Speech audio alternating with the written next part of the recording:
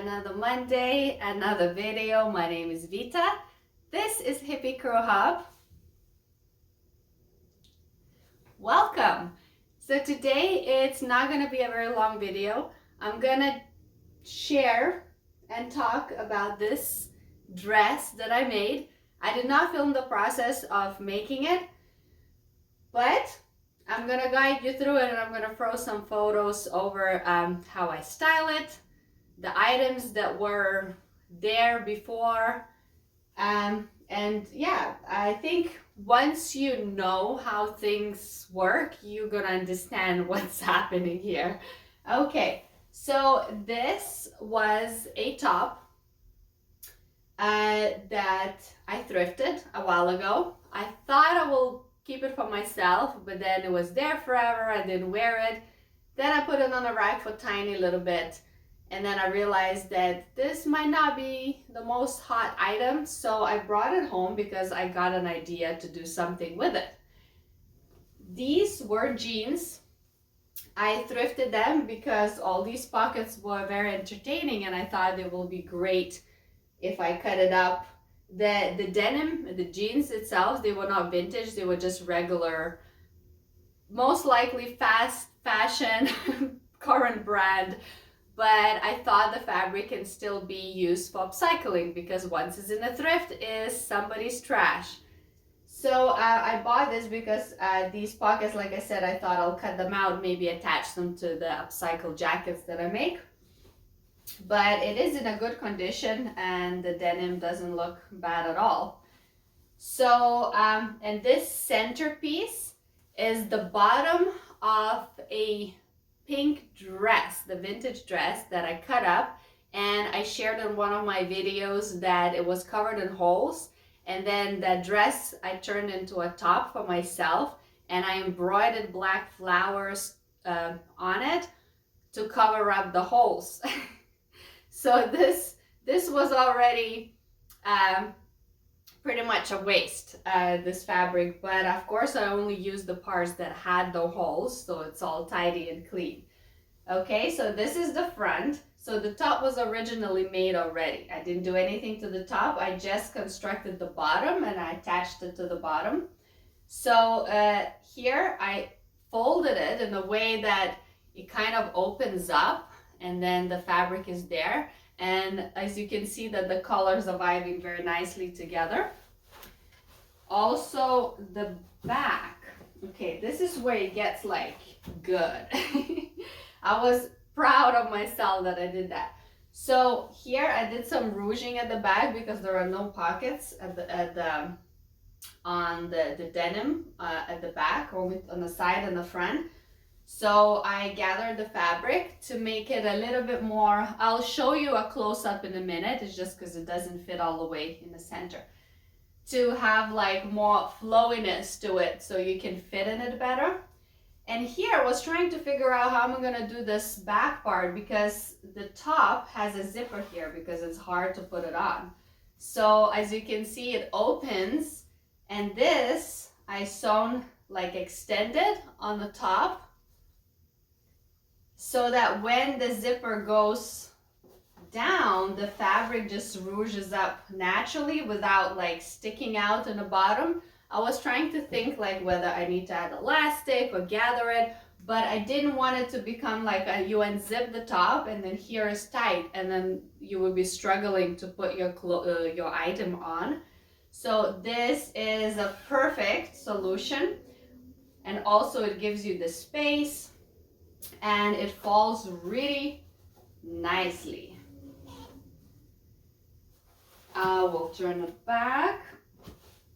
Okay, so the next thing was the belt that belonged to the dress originally. That was the fabric that was used for the bottom. So this belt goes really nicely together because the colors just vibe really good together, because this is slightly darker, kind of plum purpley, and this is like strong, bold, hot pink. This is hot pink and this is blue. So of course this dress can be styled with a shirt underneath or something on top or nothing at all, with a t-shirt. Seriously, the belt is optional, of course. I have another belt that is also vibing very nicely together. So this belt, when I put to the shop, I'm gonna put this, because this belt does not have like an amazing quality to sell it separately. So I'm gonna keep this as a set, but I will also place this belt on the rack for extra cost, just in case somebody wants. Also, this is a wider belt. This is a lot tighter. So like, for me, it's like I would have to like really hold my air in to have it on. So again, this is for options, because the dress is a little wider. It fits me very comfortably. It's not snug, but again, if somebody is smaller, it still fits like on the mannequin. It just ruches up and it creates a really nice shape. And if someone is a little wider, this can be even tight here and then fall down on the hips. It's quite versatile size-wise. So I'm really excited about this item. I think like I did a pretty nice job with it, and it's like elegant and funky at the same time. And I think that's what I love the most about designs, that it has like certain like classy vibes combined with like the modern and the upcycled crazy madness, especially the denim. It looks like it could be like an elegant dress with totally different fabrics, but then it has this chunky pockets and chunky denim. I love it. I think it's totally awesome. I hope somebody can appreciate it. All right, and also, okay, this is the funny thing. So I had a little bit of leftovers from this pink fabric, and I was like, well, I did so good using all this leftovers. Like, I don't want to throw out this like a square whatever of fabric left. What am I gonna do with it? Then I started like having this idea. Got completely carried away. This is how it started. I laid all of this fabrics out on a table to sew, and I was just gonna sew this. But then that leftover fabric really dragged me into the moment. So I decided to make decorational pins, because I had to use the waste. Okay, so I'm gonna show you what I made. Okay. So here, this kind of stuff. So the center is the button of a top that I accidentally, or whoever did the laundry at the time, I think I asked my husband to help me out with the laundry, but I forgot to tell him, because he doesn't know, that this particular top cannot be put in a dryer. And so it's not his fault, really. He didn't know what exactly was in the bags that I said just put it in the laundry. So anyway, so the top got damaged from a dryer. So, but I removed the buttons because I thought the buttons were very cute. So I used the buttons. I had some beads, and there's the flowers, and in the back is just a pin sewed in. So I made many of them. So let me show you all the ones that I made. They all slightly different, but similar.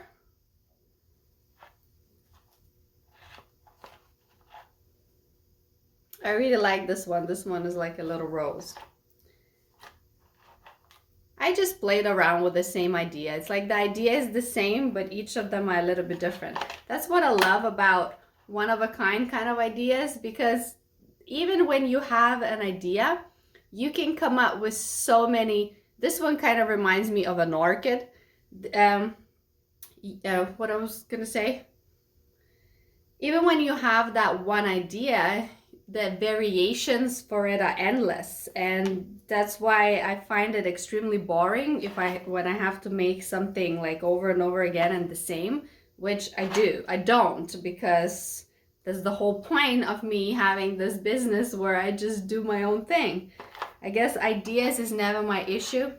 Is lack of time and lack of limbs. I always say, I joke that I wish I was an octopus. I would have so many limbs and I could do so many things at the same time because my brain can handle it.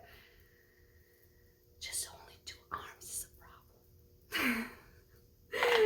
And I did also these just because I kept getting carried away with like all the beads that I had left.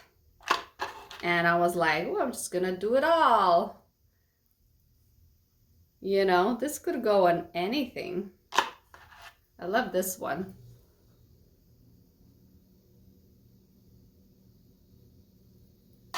And last but not least, I actually really like this one. So all the beads of this size that I had, I literally just used it all up. I was like, well, I can't have like a tiny bit left, you know, because then all these little tiny bits of everything is just all over the place. I like to just make use of it all and then get more tools and crafts, because otherwise you start to kind of hoard things, and I can't stand that. I can't stand when I start collecting too many things, too many wannabe projects.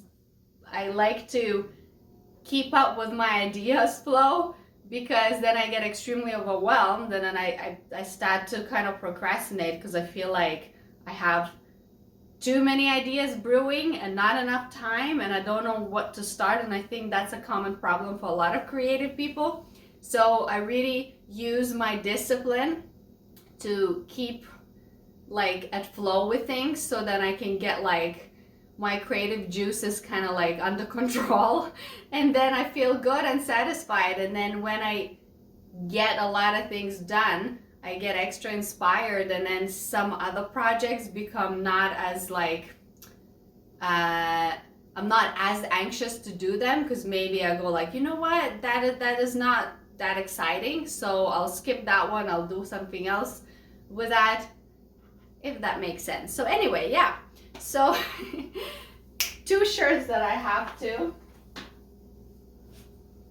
So I thought that it will be fun to bring at the same time for my next restock this item and a couple of other things to create a little bundle of vibe there.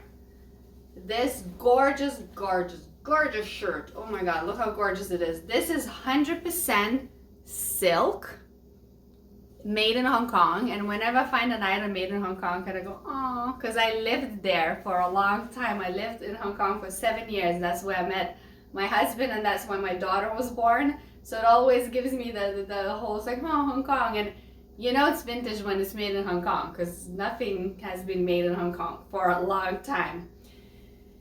And yeah, it's a beautiful color, and I think it kind of vibes together with this. Of course, it's optional. This could go with a blue shirt, a white shirt, or t-shirt, anything at all, or nothing. It's totally yours to decide. But I thought the colors were vibing.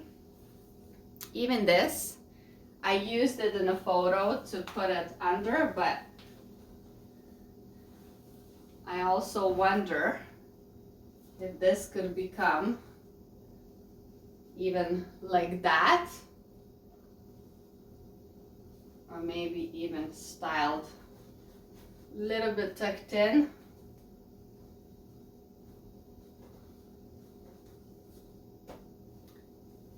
Anything can go, really, but you get the point, because the blues and the pinks kind of creates a little bundle. So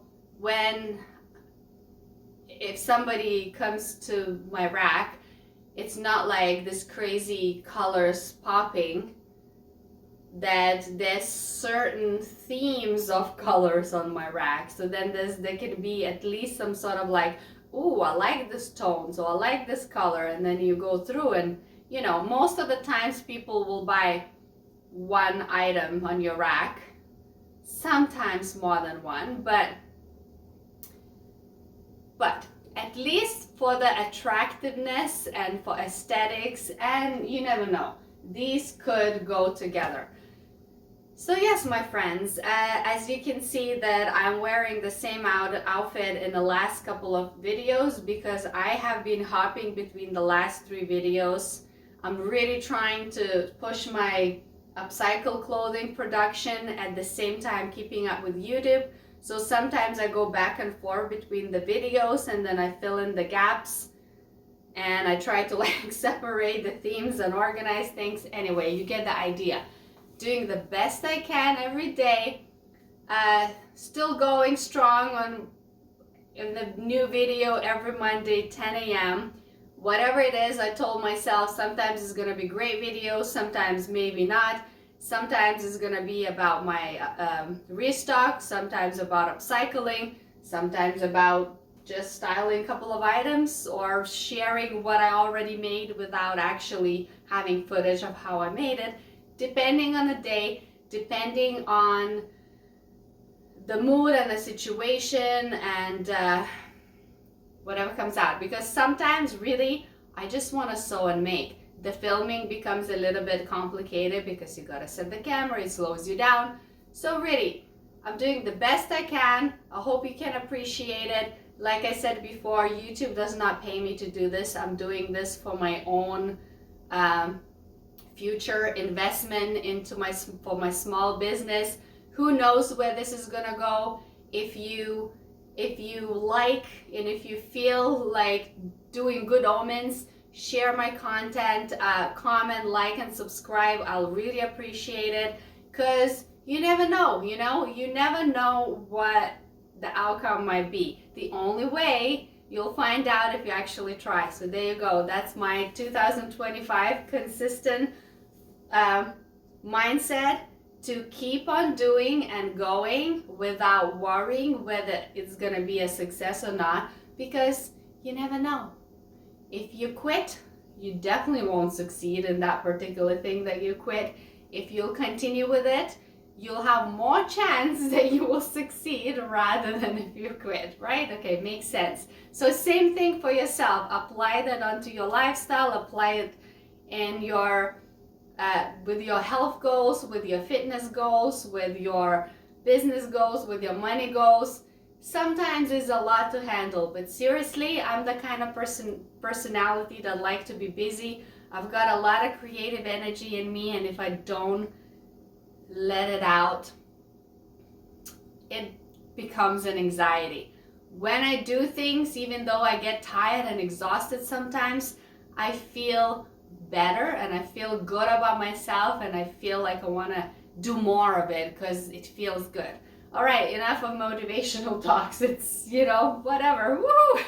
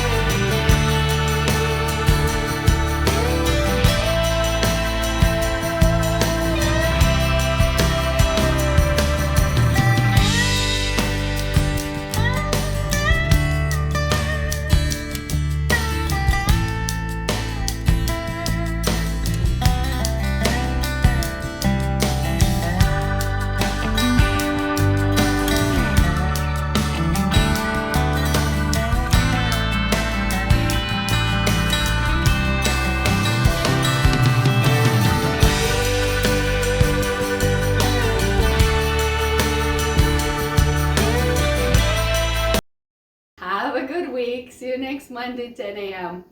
Love you and leave you. Mwah! Bye!